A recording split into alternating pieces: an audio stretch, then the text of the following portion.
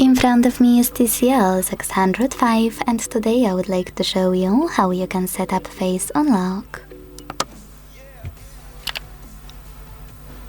Begin by launching Settings and scrolling down to click on Security and Privacy. Then tap on Device Unlock. Select Fingerprint and Face Unlock section here. And finally, after entering your screen lock, tap on Face Unlock. Now hit Start at the bottom, keep your face in frame and follow all of the instructions from your screen.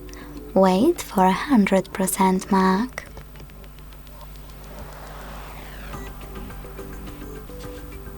When you finished, select Done.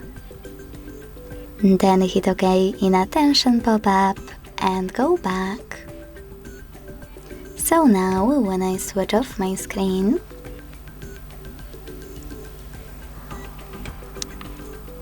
and turn it back on, I can see that Face Unlock is working properly. Thanks so much for watching. If you enjoyed this video, leave a like, comment and subscribe. Bye!